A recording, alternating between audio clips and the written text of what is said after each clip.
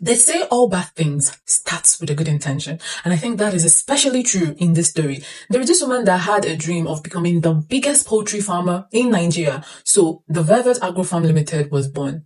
She started just like every other person with a dream, with dedication, with consistency. She was showing up every single day. You see her every day, everywhere, all on social media, carrying her market on her head. But then greed came. You know how people are when they perceive that you're doing well, they come to your DM or to your office and they ask you to teach them, to mentor them. Teach me, Sensei, teach me how to gain the level of success you did and how to attain such wealth and such height. But instead of turning people away or even asking them to pay money for a masterclass or something like that, she decided, there is a way I can make money and you can make money and we can all make money. Why don't you invest in my poultry business? This business that is doing so well, why not actually give me your money and then I put it in this business that is doing fantastically well and we'll make so much money together, and put it in this business that is making so much money and I will give you 15% interest per annum. We'll all be swimming in money, right? What is the minimum amount to invest in this business, you may ask? It is 10 million naira. That's to tell you the level that this business was at. 10 million freaking naira. That is what you need to invest into this business. So people will think, I have this money that will be sitting in the bank and doing nothing for me, and bankers will be charging me ridiculous charges and debiting me for crazy things.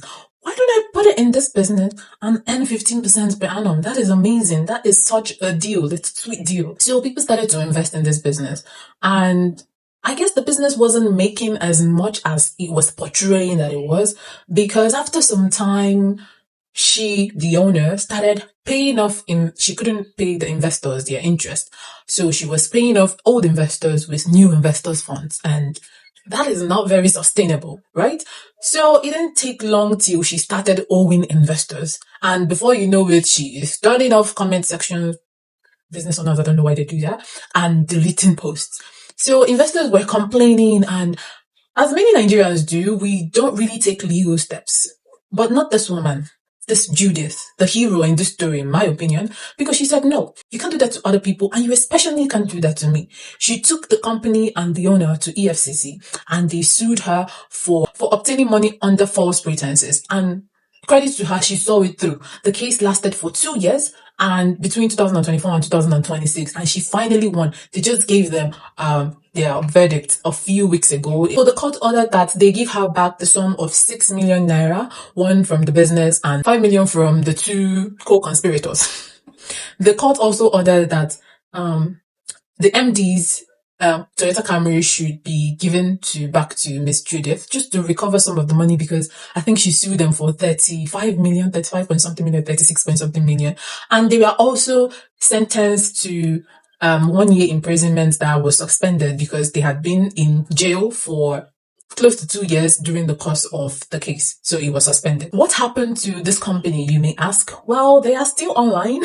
They are still very active online, but I think a different person is posting the videos on there now, not the owner. And even their website is still up. I mean, look at this website. It doesn't look suspicious at all. Okay, you look at that. What do you think of this story? I mean, I think more people should take legal steps when companies do this, because there are lots of companies that are out there taking people's money and running away with it, and seemingly nothing happens to them, because Nigerians rarely goes to court when things like this happen.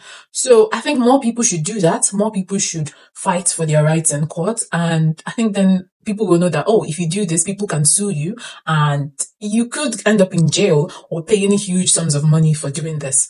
You could potentially ruin your life and your business because you allowed greed to come in. So tell me what you think in this story. Have you ever experienced, I know many people in Nigeria have experienced businesses like this. Just bring in your money, we're doing very well, and we're going to give you this huge interest, or even interest that are not that ridiculous. Now, it makes sense, but then after some time, they are nowhere to be found, and they just move on, and people just move on and forget about it. But I know tell me your experiences about this kind of companies and what you think more people should do to actually reduce the amount of fraudulent businesses that are out there, and signs to look out for when you're trying to make investments. Tell me what you think in the comments, and I will see you in the next one. Thank you for watching. Bye.